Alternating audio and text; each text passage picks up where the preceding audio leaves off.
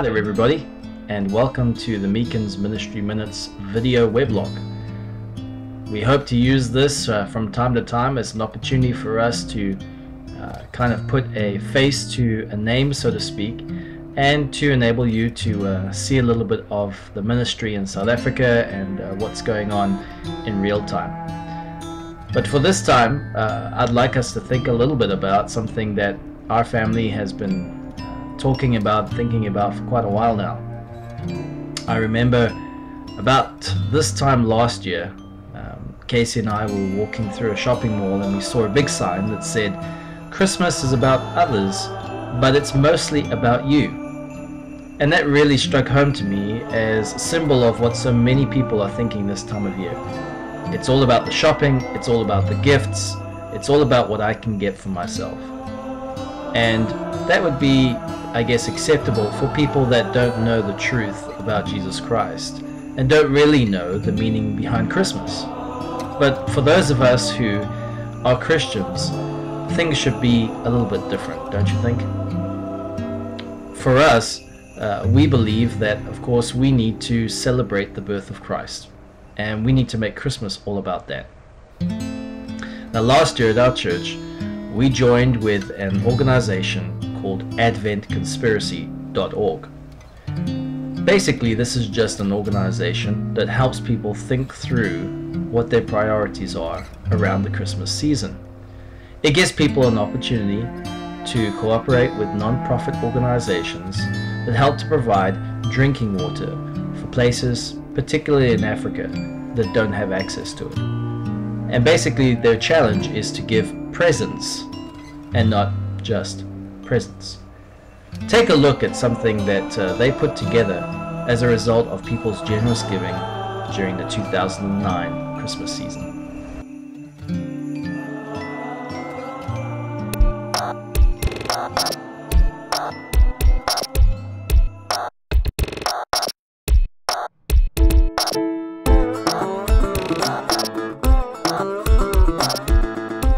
But today I'm drinking from living water. I'm no more sick again. But during the time last year, September 14, when the school was open, this is the water we used to drink. We drink this water, we use it to cook food, to wash dishes, anything that water can do, we do it from here. And because of that, parents were trying to withdraw their children from the school because of sickness. Some children suffering from diarrhea, cholera, skin diseases, bilharzia, peeping blood, and all kinds of things. But we thank God that you people through living water came into our aid, and now we are no more in need of this thing.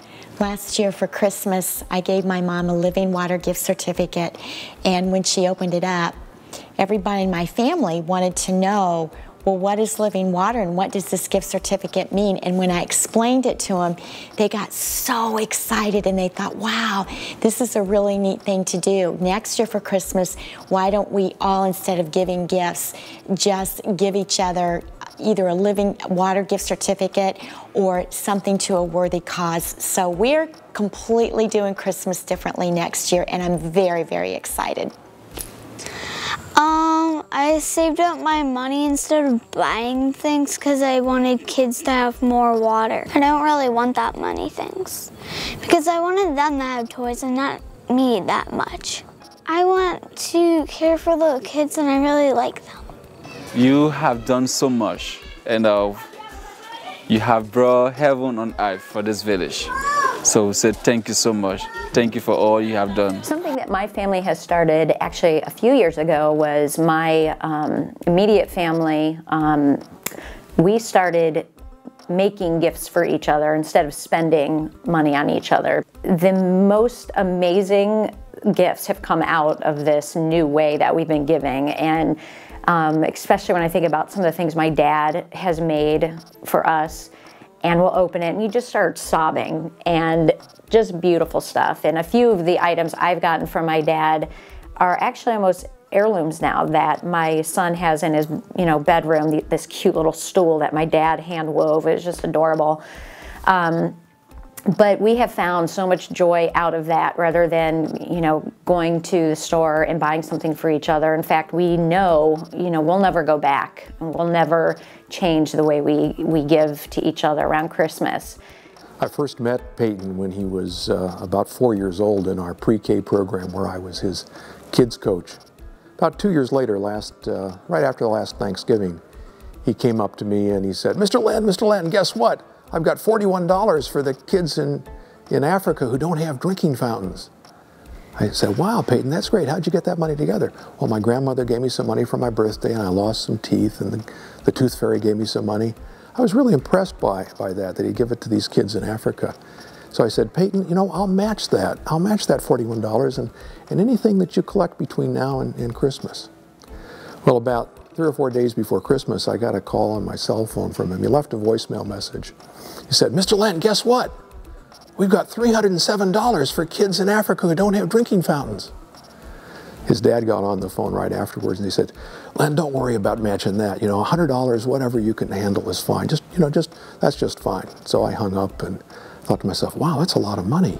Well, $100 sounds like a good donation. I'll match $100. So I called my wife, Mary, and I said, Mary, guess what? Peyton came up with $307. Her first response was, who do we write the check to?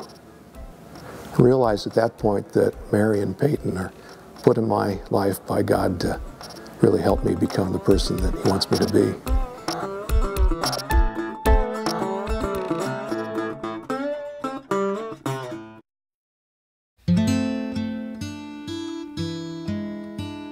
It's amazing what we can do when we begin to think about how we could be better stewards of God's resources. One of the things that we decided to do last year as a church was we challenged our people to think about how they could really make an impact in somebody's life during this festive season. So what we did is we put together a whole lot of buckets, and we encouraged our people to go ahead and fill those buckets with all kinds of non-perishable food items that we then decided to look around and see look for an organization in our community that we could go and give these buckets out to for people that were in need. We found such an organization, and this was a group of people who got together as a church ministry and decided to reach out to those who were homeless or impoverished, basically just those who were down and out and didn't have anyone to celebrate Christmas with and didn't have much of anything really. And so we went on Christmas Day to hand out these buckets and food items to this ministry. We figured what better day than Christmas Day to actually go and show people the love of Christ that they hear about so often during this time of year. It was a great time for our people, and many of us walked away from there really challenged about what we really prioritize during this time of year.